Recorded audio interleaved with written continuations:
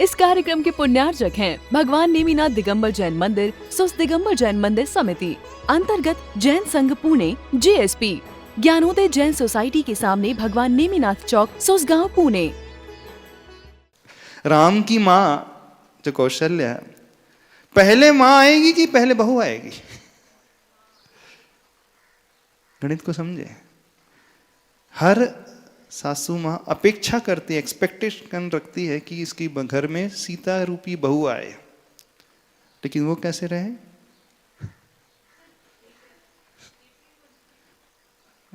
एक तरफ कैकेयी भी है,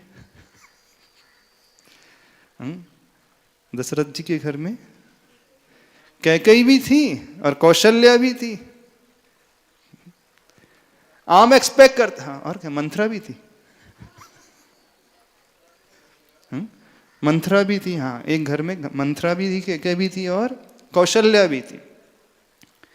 कैकेयी और कौशल्या दोनों की राशि एक जैसी, सेम राशि, के से स्टार्ट हो रहा है।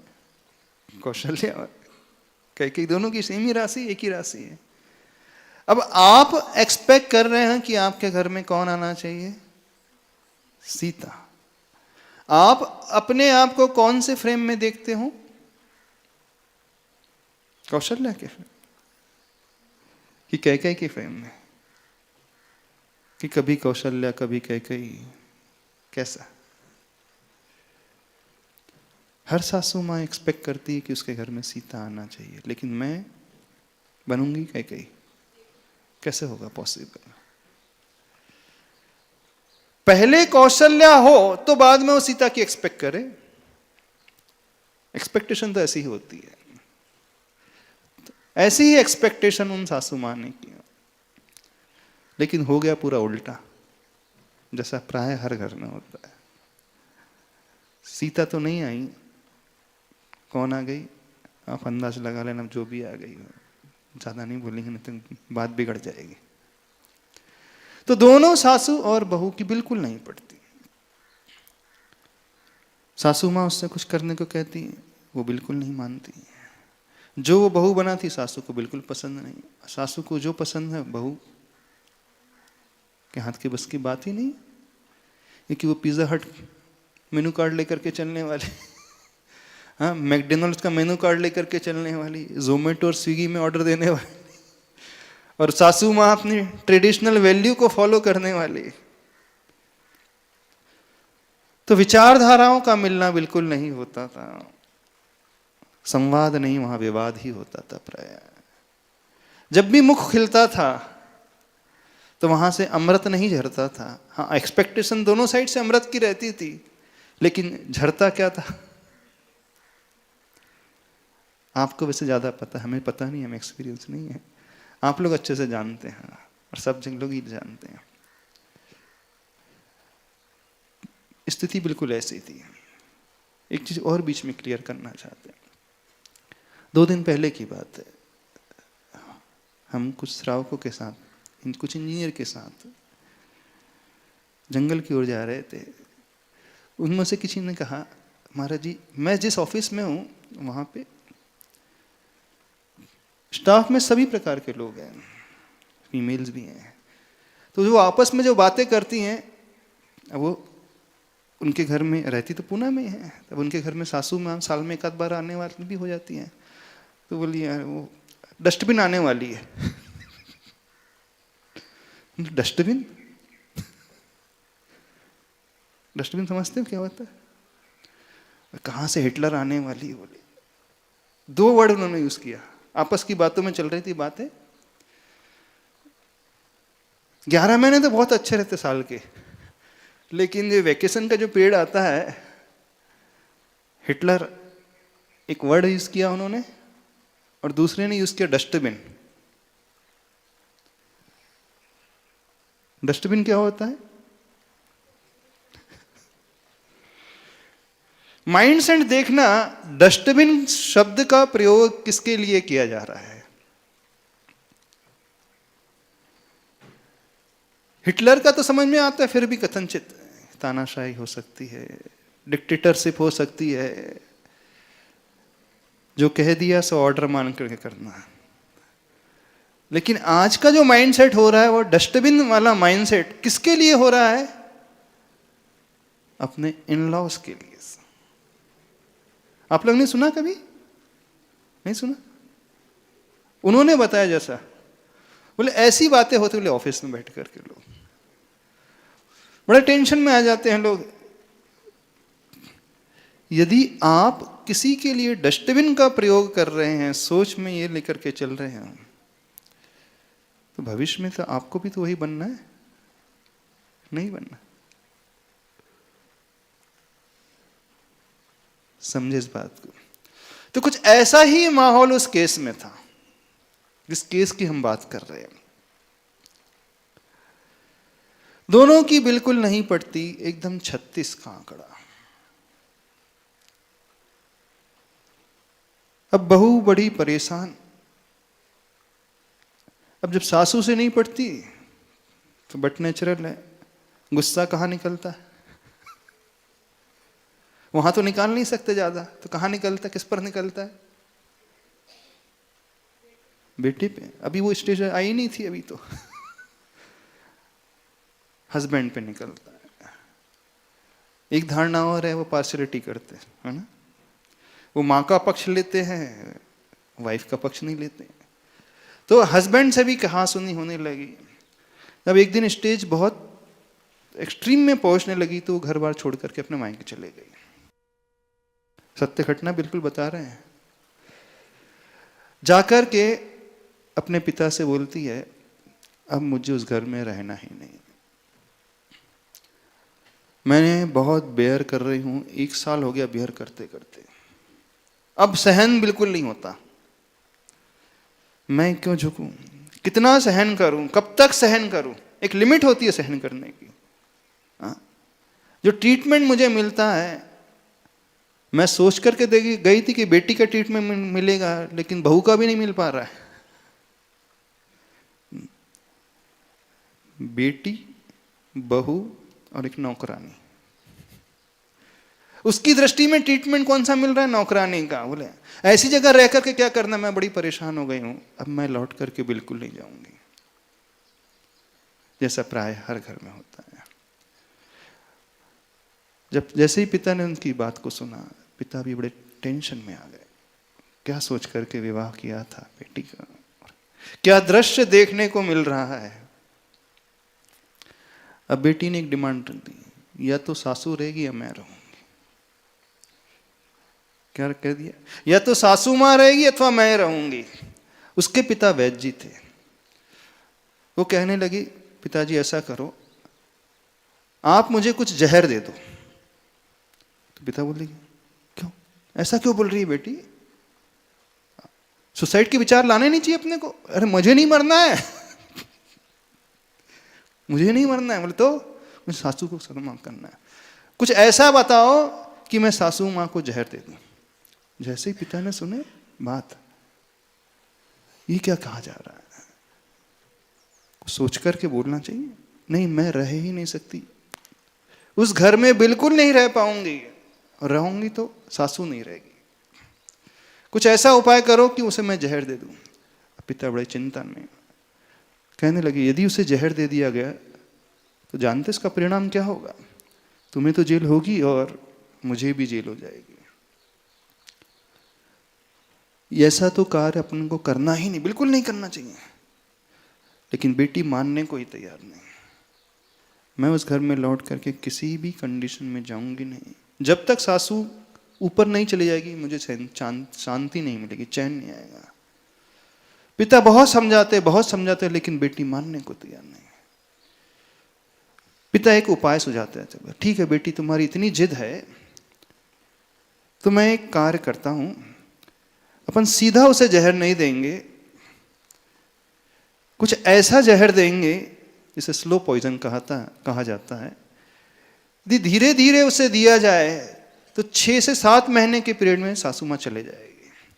मैं एक ऐसी दवाई दूंगा जिससे उसकी बॉडी के इंटरनल पार्ट जो है डैमेज होने लगेंगे, किडनी में इफेक्ट आने लगेगा, लीवर में इफेक्ट आने लगेगा और हार्ट में इफेक्ट आने लगेगा। तो इससे क्या होगा, किसी को संदेह भी नहीं होगा, न ससुर को संदेह होगा ना तुम्हारे हस्बैंड को संदेह हो जाएगा। तो बेटी को ये बात तो जज गई, हाँ ये बात बढ़िया है, सांप भी मर जाएगा और लाठी भी नहीं टूटेगी, जो मैं चाहती हूं वह भी हो जाएगा और कुछ मुझे सामना भी नहीं करना पड़ेगा। पिता कहता है लेकिन एक बात ध्यान रखना, तुम जब लौट करके जाओगी और 6 महीने तक उसके भोजन में अथवा उसकी चाय में जो भी वो लेती है उसमें मिला करके दोगी, और तुम्हारे मन में ये भाव है कि उसको 6-7 महीने में मरने वाली है, तो हो सकता है कि तुम्हारे फेस को देख करके पति कुछ अंदाजा लगा ले, तो तुम्हारे लिए बहुत हानिकारक होगा। क्योंकि जब जब व्यक्ति अंदर कुछ भाव रखता है तो कभी ना कभी उसके चेहरे पे, के शब्दों में वो बात आ ही जाती है, और यदि ये बात लीक हो गई तो बड़ा खतरा है। तो फिर क्या करना है? पिता कहते हैं सासू मां के पास जाकर के तुम्हें ऐसा बिहेव करना है कि मैं बहुत अच्छे से रह रहा हूं, ताकि कोई भी व्यक्ति संदेह ना कर सके हम पर। देखना प्लानिंग कैसे चल रही है, ना पिता को यानी ससुर को संदेह हो, ना ही तुम्हारे पति को संदेह हो। इतने अच्छे से बिहेव करना है जैसे तुम पूरे बदल गई हो, और उन्हें आप पर विश्वास हो जाए कि नहीं मेरी बहू तो बहुत अच्छी हो गई है। उससे क्या होगा, उन्हें कभी भी संदेह नहीं होगा और 6-7 महीने में अपना काम हो जाएगा। अब उस बेटी को यह योजना बड़ी अच्छी लगी। अच्छी है कि नहीं योजना? क्यों? ये बड़ी परेशान थी, बोले 6-7 महीने में काम हो जाएगा, सासू मां निपट भी जाएगी और किसी को किसी प्रकार का शक भी नहीं होगा, क्योंकि वो बीमारी ऐसी हो जाएगी सबको लगेगा उम्र के साथ अब बीमारी आ गई, कुछ नहीं कर सकते, क्या कर सकते।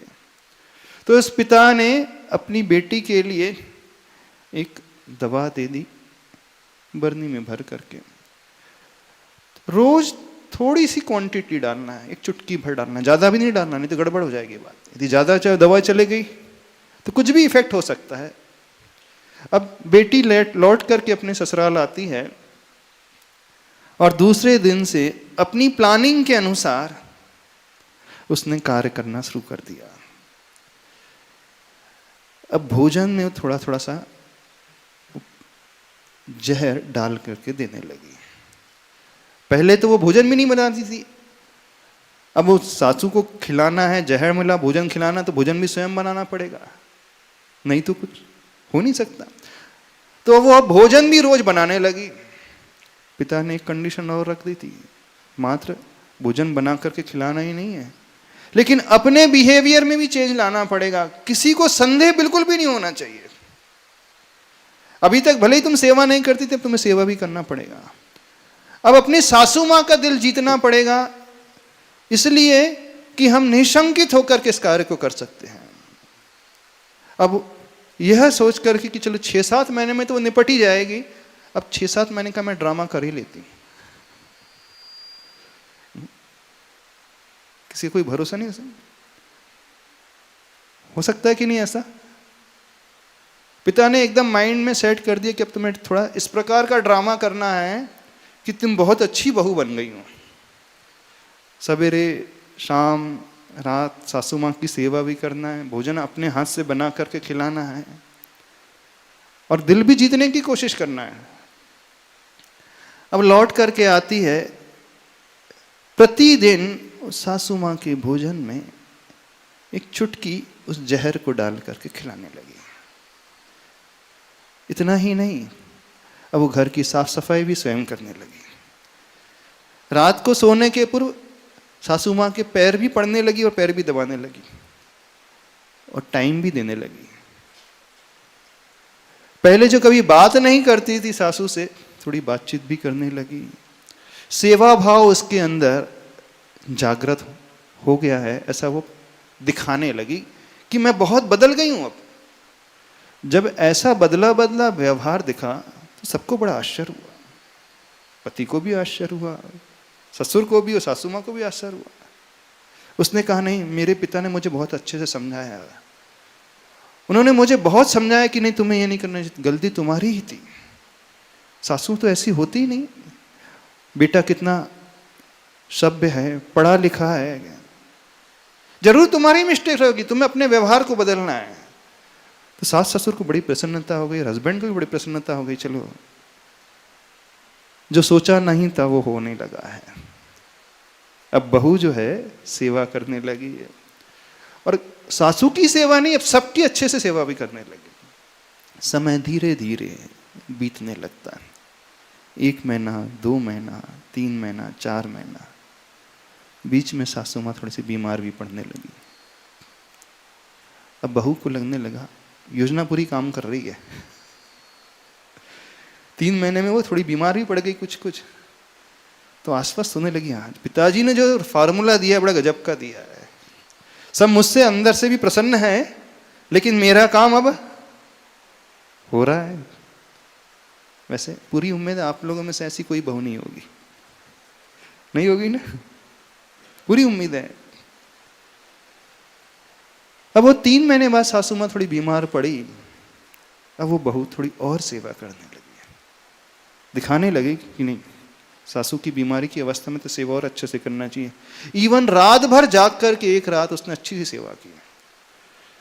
ऐसी जब सेवा उस बहू ने की तो सासू का दिल एकदम अंदर से बदल गया, उसे रियलाइज होने लगा कि गलती मेरी ही रही होगी, मैं इस बहू को नहीं पहचान पाई। महसूस होने लगा देखो मेरा दुर्व्यवहार कितना गलत रहा, ऐसा नहीं होना चाहिए, मुझे नहीं करना चाहिए था, मैं बहू को एकदम ढंग से समझ नहीं पाई, इसका इतना अच्छा नेचर सेवा भाव ही है। अब सासू माँ के हृदय में बहू के प्रति अंदर से प्रेम जागृत होने लगा। हो जाएगा यदि हमसे कोई अच्छा बिहेव करने लगे, अच्छे से बात करने लगे, सेवा भाव रहने लगे, बट नेचुरल है। सासू माँ अब अंदर से बदलने लगी बहू के प्रति, अंदर से उसे लाइक भी करने लगी। जो अभी तक लाइक नहीं करती थी, लाइक करने लगी। समय धीरे धीरे और बीतने लगा। अब बीच में सासू स्वस्थ हो गई, 4 महीने हो गए। इस कार्यक्रम के पुण्यार्जक हैं भगवान नेमिनाथ दिगंबर जैन मंदिर, सुस्त दिगंबर जैन मंदिर समिति, अंतर्गत जैन संघ पुणे, JSP, ज्ञानोदय जैन सोसाइटी के सामने भगवान नेमिनाथ चौक, सुसगांव, पुणे।